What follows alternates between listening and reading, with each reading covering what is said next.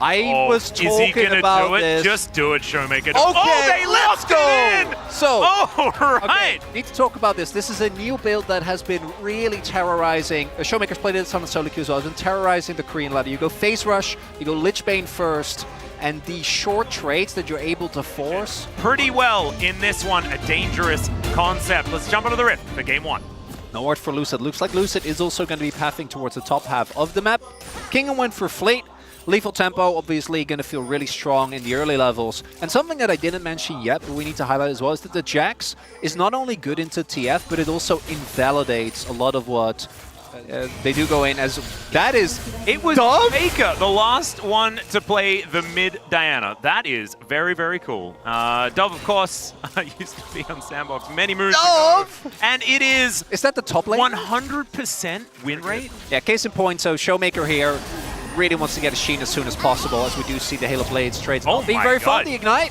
Yeah, the Ignite goes down, but Kellen will survive that one. Gumayusi actually taking a lot of damage as well. As you can see, Ona down here towards the bottom side.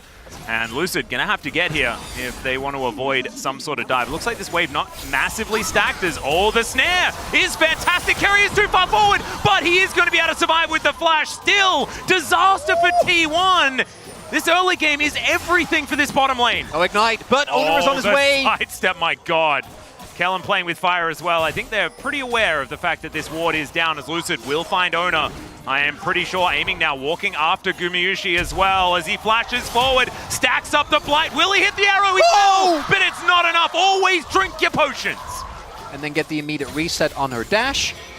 Once upon a time, the skills were changed, as we might have a 3v3 here. Yeah, Lucid in position. Might need to safeguard over to Showmaker as they're looking to engage. Ellen moves on down. Aiming's already here as well. As Wind Become Lightning does come down, but Carrier looks to be the one in trouble in the arrow. It's going to ring true this time around. First blood goes to Aiming. And Carrier ends up going down, giving the kill to Aiming. 이건 몰랐지. That's a happy aiming right there. And that's going to be really important. We mentioned map control being a huge thing is, wow, Kellen going to get engaged on here. Doesn't have Shape Splitter, but there's the ulti. Does do a fair bit, but he's still going to go down. Teleports coming in everywhere as Faker moves on in. Showmaker also down here, Lucid in decent position, but I don't think they're going to be able to find any sort of advantage. T1 not going to push too far forward, and they equalize the kills. Big win there, kill gun over to Guma.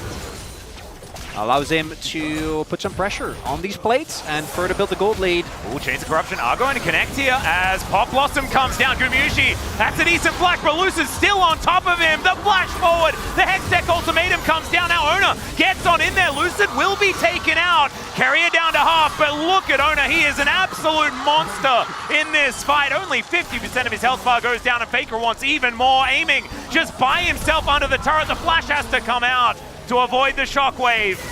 And Showmaker is hitting a turret, doing exactly what Diana loves to do. The passive, of course, works on turrets, so you chew through them real quickly, but he wasn't able to help his bottom lane at all. Wants to finish off his Trinity Force as quickly as possible.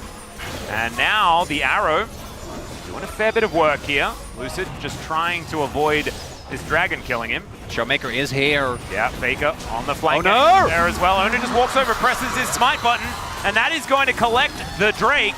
Also, just presses Crescent Guard and takes 0 damage, as you generally do on this champion.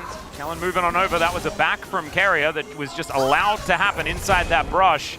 As now Zeus going to have to flash. He's flashing the wrong direction, though, as he looks to Destiny away, and he is going to be able to do so. He only has the Counter-Strike to be able to make that one work. So now, Lucid coming down. Owner and Faker here looking to try and stop Showmaker, but he's not going to stop. He has got his Lich Bane, and he is cutting through these turrets. He often goes Zhonya's second, but it's the third item that we're not really sure about because he tends to win or lose before that even comes in. As Carrier's going to face check and just get kicked to his doom. He does last a little bit longer. Hextech Ultimatum coming on down there, but that is going to be Kellen getting his revenge. Kellen getting the kill is a little bit silly there. Showmaker. Yeah, there's a Moonfall as well onto Zeus. Remember, does not have his flash available. The flash forward into the Pop Blossom. And the snare comes down. Took a while, but the TF does go down. Faker does get here, though. Showmaker with the Pale Cascade shield is going to hold on, but there is the shockwave back onto only. Kellen Lucid misses the Q, though. And that means Ona, he dives back in, but this is 2 versus 4. Yeah. Orcs. Some sausages in the chat, please. and hopefully he thinks a little bit more. Oh, that was a bit of a weird moment, as Chains of Corruption will connect the immediate punishment, but the Fate's Call does come down. Snare onto Gumayushi, who's now looking to try and hop this one out. Showmaker looking for him, though the exhaust comes down to lower the damage, but he's still in melee range. Hextech Ultimatum still comes in, but it's 2 kills that go down for DK. The answering kill is there from Zeus. Showmaker going down relatively low, but the Q is going to land onto the Twist of Fate. It's going to leave the Diana completely exposed, and T1 will answer with a couple of kills of their own. Kingen still wanting a little bit more though, and he's just dove on top of Zeus. There's the flash, and they'll lock down the kill. Kingen still wanting to fight. This Jax just freed from his solo lane, now wanting to get work done. From Owner. Not to mention the Drake just taking a really long time to go down. Keria is already very, very low. Mega Cone going to bring Kingen towards this dragon, as Owner could come over for a cheeky step. He would like to, and he's not going to be able to secure it this time around. Second Drake for DK will go their way, and now the fight is on. There's the safeguard cancel. Does manage to break the arm guard off Faker, or the stopwatch, it is the Zhonya's. So he has actually completed that, as Kingen under about 50% looking for a flank. Still DK are pressing further forward. Yeah, what is Triforce? It's a fan, obviously. It's triangular fan. Fans are very cool weapons. I'm a big fan, personally. Yeah, you're, well, a big fan. You could be a weapon. It's okay. The ulti does come on through from Owner, but he's not going to be able to get out of the way. Oh, the Hextech Ultimatum is decent. The Pop Blossom comes down as well. The first kill does come through as the Lee Sin will be taken out. The Shockwave is gigantic! And the TF takes down the Varus in the backline as well. I think DK may have ran out of battle power, and they have. T1 on the back of Faker's Shockwave will move to the Baron. That really is the one angle. There are a lot of squishies on T1. If you can get a heroic Diana play. Well, Shockwave does come on through there. He does find a Moonfall onto 3, and into the backline goes Lucid, but he just pops like a balloon.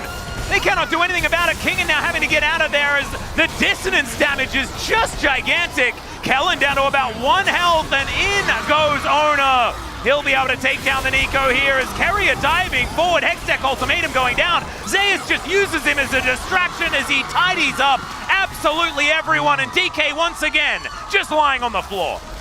That is going to be game number 1, Atlas.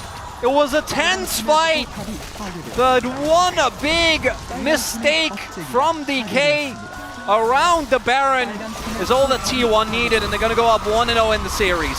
And Faker just coming in clutch in the end around that Baron. That is going to spell defeat for DK and a 1-0 lead for T1. Their first game victory here in the playoffs, and it's about time. I think the split has been great, but for Owner, that's pretty necessary because he hasn't looked great in playoffs, and the Xin Zhao doesn't generally inspire that much confidence, but great game this time around.